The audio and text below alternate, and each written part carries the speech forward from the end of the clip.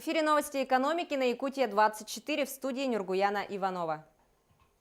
Проект по строительству моста через реку Лену заинтересовал японских инвесторов. Корпорации Mitsui и Kamai Haltech уже высказали желание участвовать в работе с российскими компаниями по строительству моста. Об этом и об итогах деловой поездки рассказал глава Якутии Айсен Николаев. Отмечу, что делегация Якутии находилась в Японии с 4 по 6 декабря. Конечно, самое главное, что все эти встречи были направлены на достижение абсолютно понятных экономических задач, привлечения инвестиций в различные проекты. В этом вопросе Якутия является одним из лидеров в Российской Федерации как раз по работе в несырьевом секторе экономики.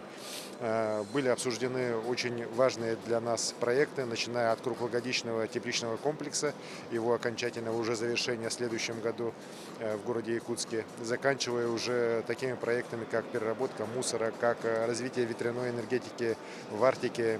И большой интерес японских компаний вызвал также наш проект по концессии по строительству моста через реку Лена, и крупнейшие корпорации, такие как Mitsui, Kamai Haltech, уже высказали желание участвовать в работе с российскими компаниями по строительству данного моста.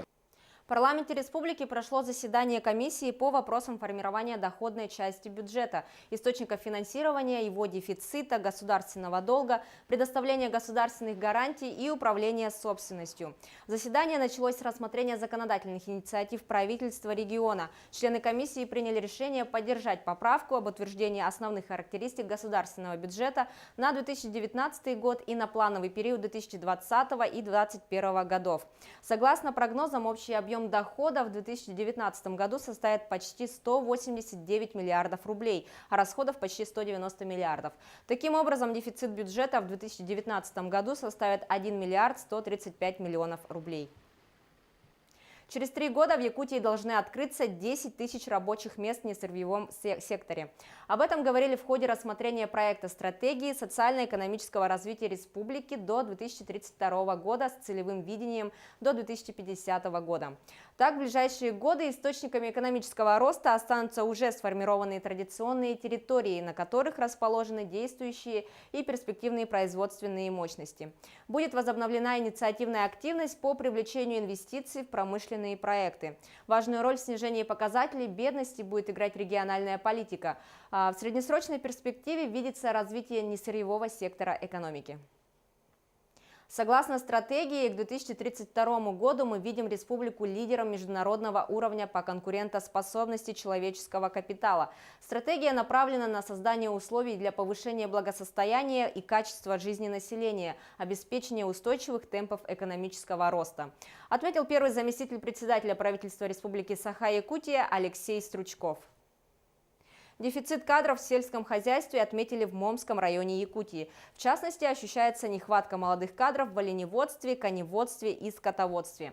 Министр сельского хозяйства Якутии Александр Атласов посетил Момский район, где вместе с фермерами обсудил вопросы животноводства, оленеводства, строительства животноводческих объектов. Также фермеры отметили острую необходимость проведения мелиорации на сенокосных угодьях, которые сильно пострадали после наводнения в 2013 году и обильных осадков в последние годы.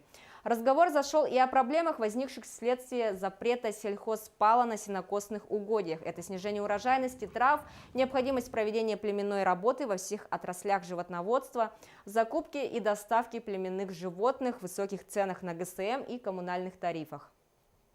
Председатель правительства Якутии Владимир Солодов поручил Государственному комитету Якутии по ценовой политике до 20 декабря утвердить тарифы на обращение с твердыми коммунальными отходами. Тариф будет складываться из всех затрат и будет утверждаться для региональных операторов каждой из 5 зон. У каждого района будет свой установленный тариф за обращение с твердыми коммунальными отходами.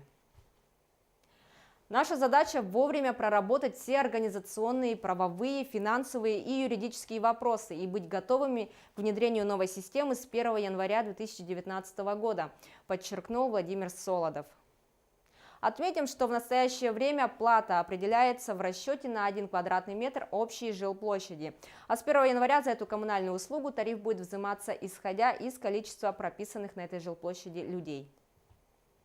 Компания «Железные дороги Якутии» ищет подрядчика строительства железнодорожной инфраструктуры горно-обогатительного комплекса Инаглинский, который принадлежит Холмару. Начальная цена контракта – 1 миллиард рублей.